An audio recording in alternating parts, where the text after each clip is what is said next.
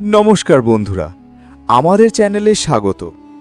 আজকে আমি তোমাদের এমন একটা গল্প শোনাবো যেটা শুধু একটা গল্প নয়, এটা এক মায়ের ত্যাগ, অপমান আর জয়ের গল্প।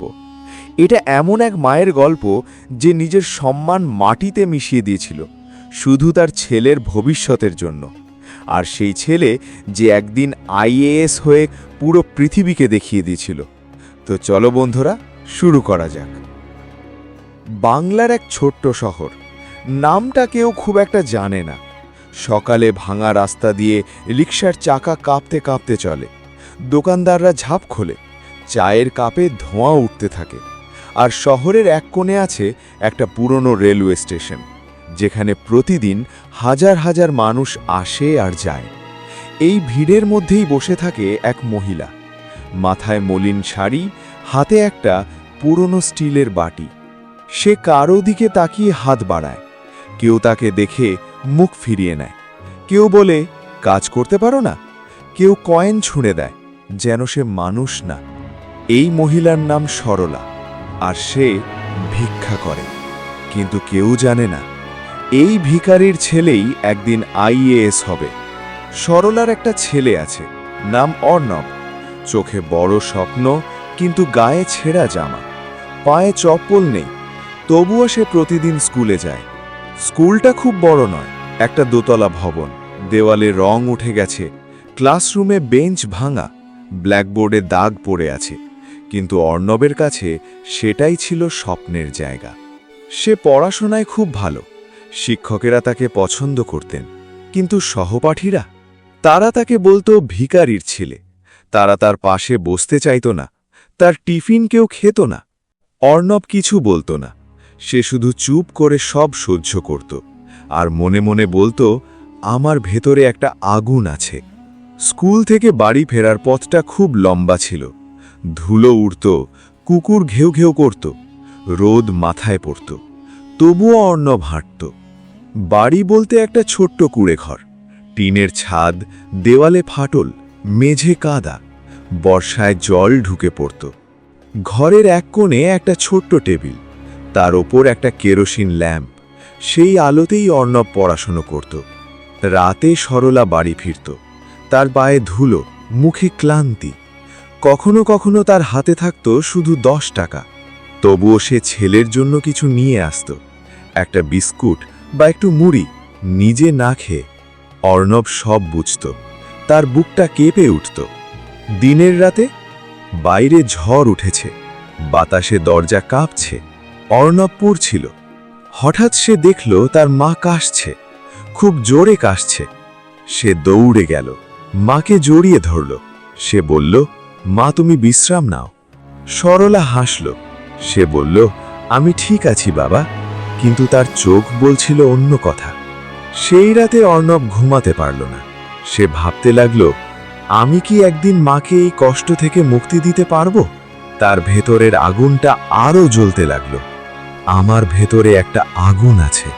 পরের দিন স্কুলে হেডমাস্টার মাইকে কিছু ঘোষণা করলেন। সবাই চুপ হয়ে গেল। অর্ণবের বুক ধরফর করতে লাগল। ঘোষণা হলো জেলার সবচেয়ে বড় স্কলারশিপ পরীক্ষা। যে পাশ করবে সে বড় শহরে পড়তে পারবে। অর্ণবের চোখ বড় হয়ে গেল। সে মনে মনে বলল, এটাই আমার সুযোগ। তোমরা কি বুঝতে পারছো? এখান থেকেই গল্পটা বদলাতে শুরু করবে। স্কুলের সেই ঘোষণার পর পুরো পরিবেশটাই বদলে গেল। ক্লাসরুমে ফিসফাস শুরু হলো, বেঞ্চে বেঞ্চে আলোচনা, কারা পরীক্ষা দেবে, কে পারবে কে পারবে না। অর্ণব চুপ করে বসেছিল। তার বুকের ভেতর ধরফর শব্দ যেন পুরো ক্লাস শুনতে পাচ্ছে। সে মনে মনে ভাবছিল, এটাই কি সেই সুযোগ যার জন্য আমি এতদিন অপেক্ষা করেছি? স্কুল ছুটির পর সবাই দল বেঁধে বাড়ি ফিরছিল। কেউ হাসছে, কেউ স্বপ্ন দেখছে, কেউ বলছে সে নিশ্চয়ই পাশ করবে। কিন্তু অর্ণব একা হাঁটছিল। তার পাশে কেউ নেই। তার মাথায় শুধু একটাই প্রশ্ন ঘুরছিল, আমি কি পারবো? বাড়ি পৌঁছে সে মাকে দেখল। সরলা দরজার পাশে বসে আছে, ক্লান্ত, চোখে ঘুম আর শরীরে অবসাদ। তার হাতে আজ খুব কম টাকা। মুখে হাসি আনার চেষ্টা করছে। অর্ণব ধীরে ধীরে তার পাশে বসল। সে কিছুক্ষণ চুপ করে থাকল। তারপর সাহস করে বলল, মা, আজ স্কুলে একটা বড় খবর হয়েছে। সে ধীরে ধীরে সব বলল। স্কলারশিপ পরীক্ষা, বড় শহরে পড়ার সুযোগ। সরলার চোখ বড় হয়ে গেল। তার মুখে আনন্দ আর চিন্তা একসাথে ফুটে উঠল। সে বলল, তুই কি পরীক্ষা দিতে চাস? অর্ণব মাথা নাড়ল। মা, এটা আমার স্বপ্ন। সরলার বুকটা কেঁপে উঠল।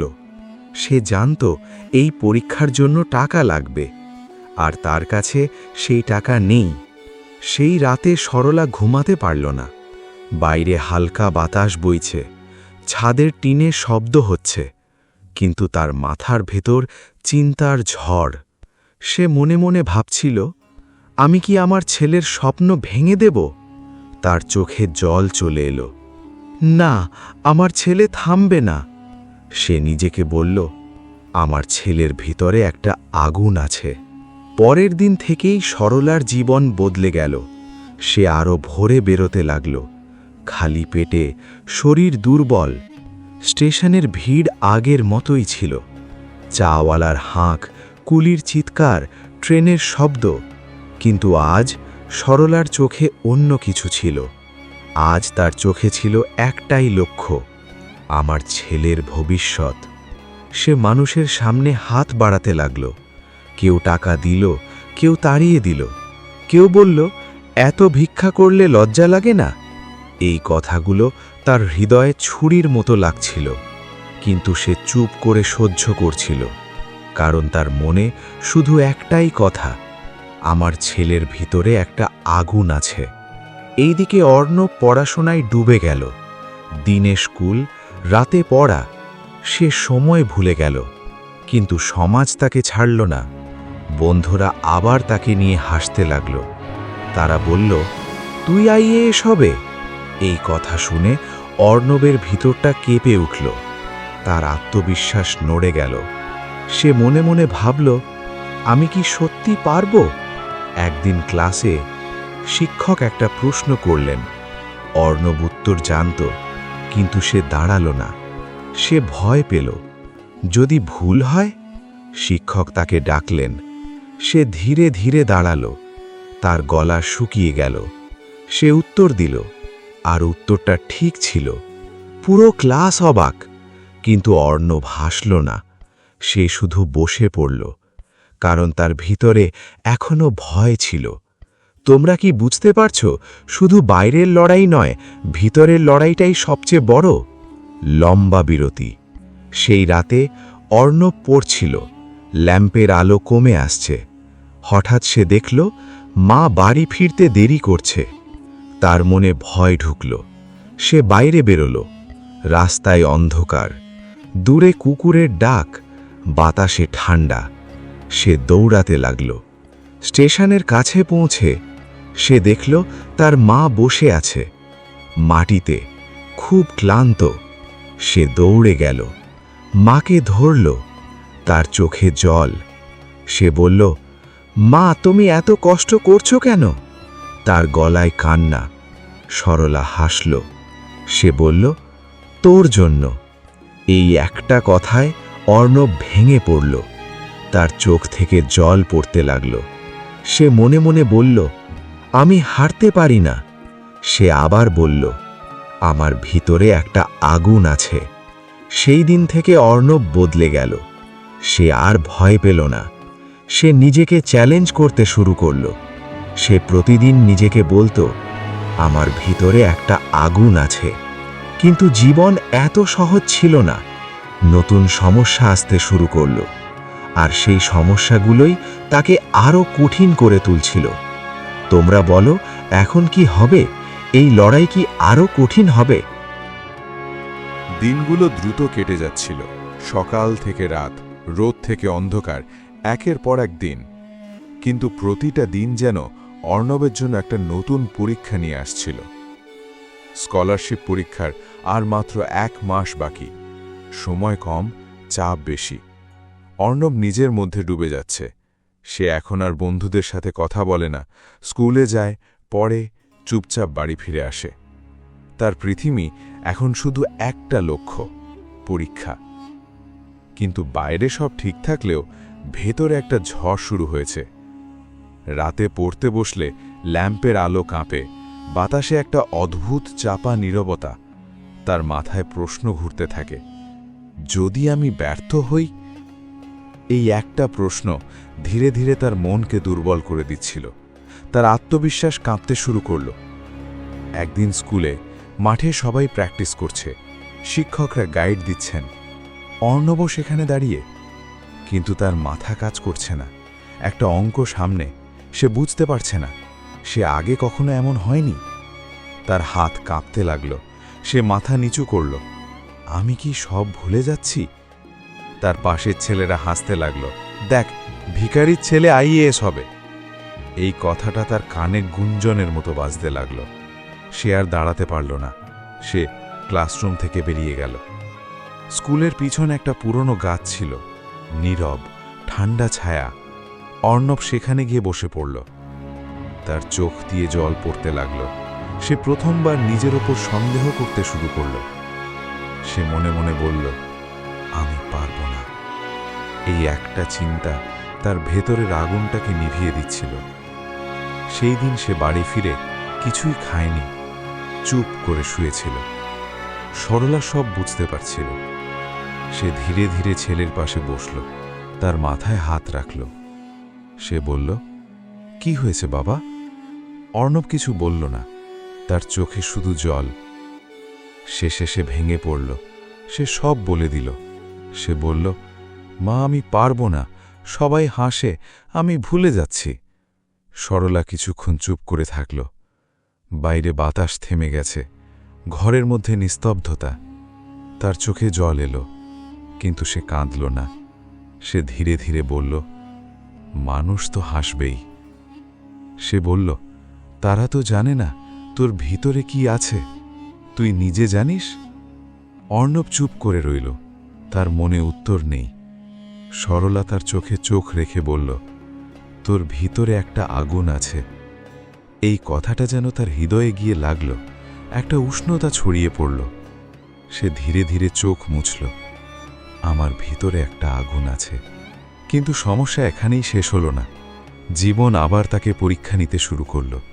কয়েকদিন পর সরলার শরীর আরও খারাপ হতে লাগল। সে দাঁড়াতেও পারছিল না। তবুও সে বেরিয়ে গেল ভিক্ষা করতে। অর্ণব সব দেখছিল।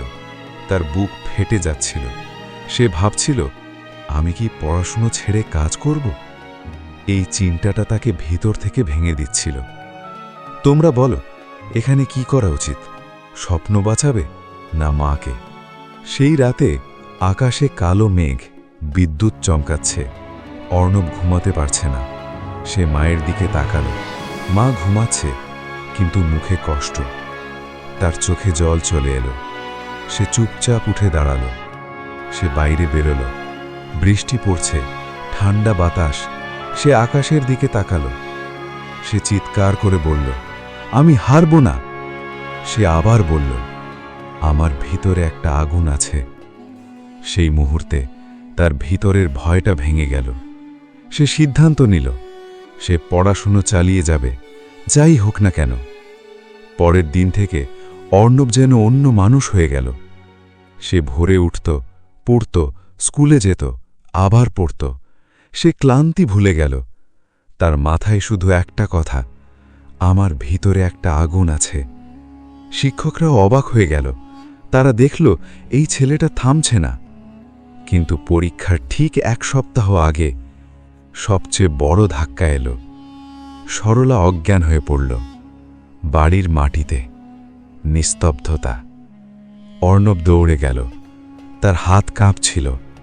সে মাকে ডাকছিল, কোনো সাড়া নেই। অর্ণবের পৃথিবী থেমে গেল। এখন কি হবে বন্ধুরা? সবকিছু কি এখানেই শেষ? মাটির ঘরের ভেতর নিস্তব্ধতা। বাইরে ঝড় থেমে গেছে, কিন্তু ভেতরের ঝড় আরও ভয়ঙ্কর। সরলা মাটিতে পড়ে আছে, অচেতন। অর্ণব তার পাশে হাঁটু গেড়ে বসে আছে। তার হাত কাঁপছে। সে মায়ের মুখে হাত রাখল। তার শরীর ঠান্ডা লাগছে।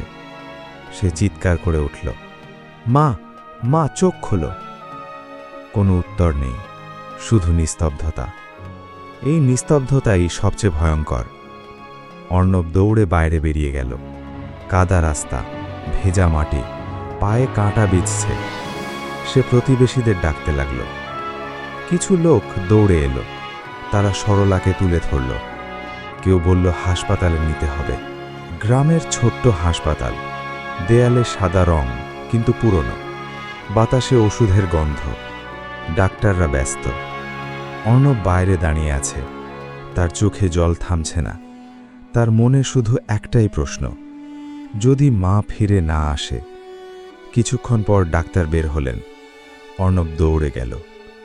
ডাক্তার ধীরে বললেন, শরীর খুব দুর্বল, অনেকদিন ঠিকমতো খায়নি।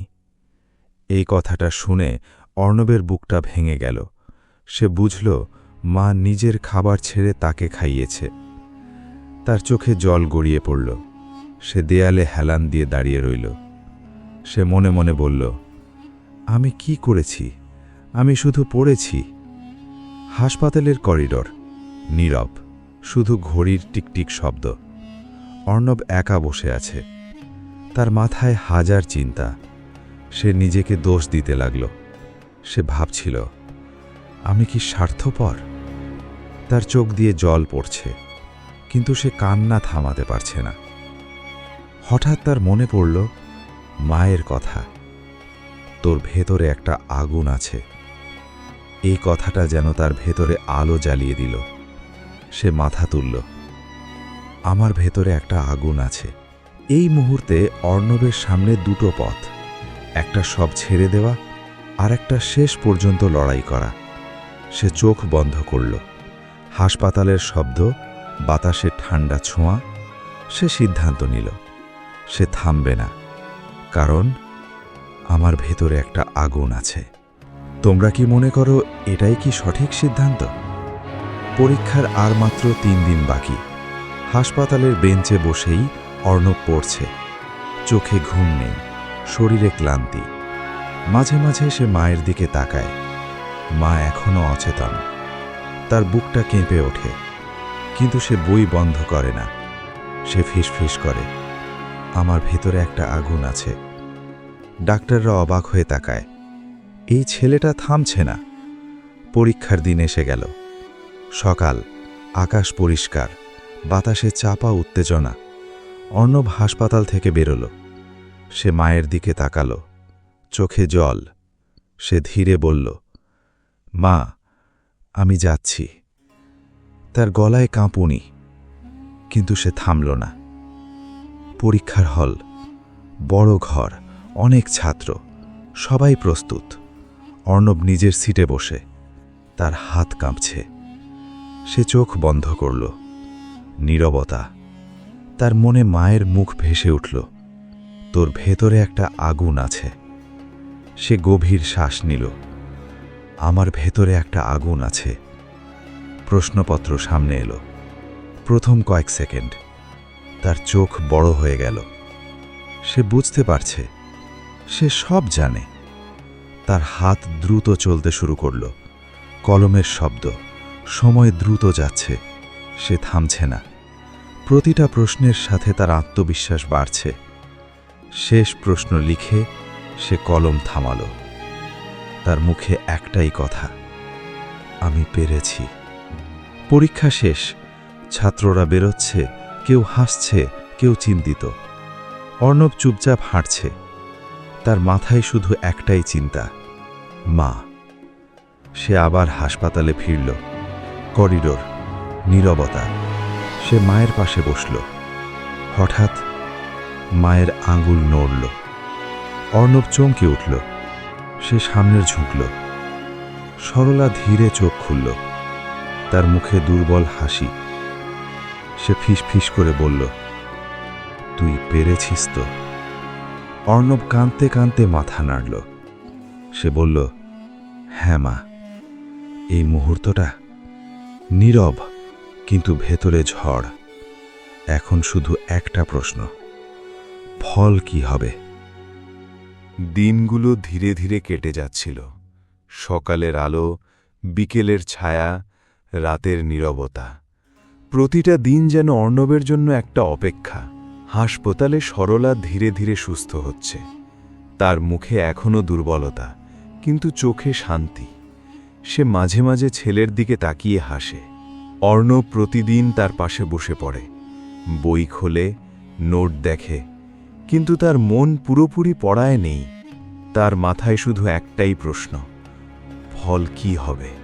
এই অপেক্ষাটা সবচেয়ে কঠিন, কারণ এখানে কিছু করার নেই, শুধু অপেক্ষা। একদিন সকালে হাসপাতালের করিডোরে হঠাৎ একটু বেশি শব্দ, কেউ দৌড়াচ্ছে। অর্ণব অবাক হয়ে তাকালো। একজন স্কুলের শিক্ষক তার দিকে দৌড়ে আসছেন। তার মুখে উত্তেজনা। তিনি চিৎকার করে বললেন, অর্ণব, ফল বেরিয়েছে। অর্ণবের বুক ধড়ফড় করতে লাগল। তার কানে যেন সব শব্দ বন্ধ হয়ে গেল। সে ধীরে ধীরে দাঁড়ালো। কি হয়েছে স্যার? ধীরে ধীরে। শিক্ষক হেসে উঠলেন, তুই শুধু পাশ করিসনি, তুই পুরো জেলায় প্রথম হয়েছিস। মুহূর্তটা থেমে গেল। সময় যেন থমকে দাঁড়ালো। অর্ণব কিছু বুঝতে পারছিল না। তার চোখে জল এসে গেল। সে ধীরে বসে পড়ল। তার শরীর কাঁপছে। সে মনে মনে বলল, আমি পেরেছি। সে দৌড়ে মায়ের কাছে গেল। হাসপাতালের বিছানার পাশে, তার চোখে জল, তার গলা কাঁপছে। সে বলল, মা, আমি পেরেছি। সরলার চোখ ভিজে গেল। তার মুখে এক অদ্ভুত শান্তি। ধীরে বলল, আমি জানতাম, কারণ তোর ভিতরে একটা আগুন আছে। এই কথাটা শুনে অর্ণব ভেঙে পড়ল। সে কাঁদতে লাগল। এই কান্না দুঃখের নয়, এটা জয়ের কান্না। এই খবর পুরো শহরে ছড়িয়ে পড়ল। মানুষ কথা বলতে লাগল। আলোচনা শুরু হলো। সবাই অবাক। যারা একদিন তাকে অপমান করেছিল, তারা এখন চুপ। তাদের চোখে লজ্জা। স্কুলে অনুষ্ঠান হলো। মঞ্চ সাজানো, মাইক, মানুষ ভিড় করছে। অর্ণবকে ডাকা হলো। সে মঞ্চে উঠল। চারদিকে হাততালি। তার চোখে একটাই মুখ, তার মা। সে মাইকে বলল, আমি কিছুই না। আমি যা হয়েছি সব আমার মায়ের জন্য। পুরো হল নীরব, কারো চোখে জল। এরপর শুরু হলো অর্ণবের নতুন পথ। বড় শহর, নতুন জীবন। কিন্তু তার সংগ্রাম থামেনি। সে দিন রাত পড়াশোনা করল। ইউপিএসসি পরীক্ষা, সবচেয়ে কঠিন যুদ্ধ। অনেকবার ব্যর্থ হল, অনেকবার ভেঙে পড়ল, কিন্তু প্রতিবার সে উঠে দাঁড়াল। আমার ভিতরে একটা আগুন আছে। শেষ পর্যন্ত সে আইএএস হয়ে গেল। পুরো দেশ তাকিয়ে রইল। এক ভিখারির ছেলে আজ দেশের অফিসার। তার প্রথম পোস্টিং সেই একই জেলা যেখানে সে বড় হয়েছে। সে প্রথম কাজেই কি করল জানো? সে স্টেশনে গেল, সেই পুরনো জায়গা যেখানে তার মা ভিক্ষা করত। সে দাঁড়িয়ে রইল, তার চোখে জল। তারপর সে ঘোষণা করল, এই শহরে আর কেউ ভিক্ষা করবে না। সে পুনর্বাসন প্রকল্প শুরু করল, সব ভিখারিদের জন্য কাজ, কারণ সে জানত ওদের কষ্ট কেমন। তো বন্ধুরা, আজকের গল্প থেকে আমরা কি শিখলাম? শিখলাম, দারিদ্র্য কোনো বাধা নয়, অপমান কোনো শেষ নয়। সবচেয়ে বড় শক্তি হল একজন মায়ের ভালোবাসা আর নিজের বিশ্বাস। মনে রেখো বন্ধুরা, আমার ভিতরে একটা আগুন আছে। গল্পটা ভালো লাগলে অবশ্যই লাইক করো, সাবস্ক্রাইব করো আর বেল আইকনে ক্লিক করো। কমেন্টে জানাও কোন গল্প শুনতে চাও পরের বার, আর বন্ধুদের সাথে শেয়ার করো। আবার দেখা হবে পরের গল্পে। ততক্ষণ পর্যন্ত ভালো থাকো। Bye bye.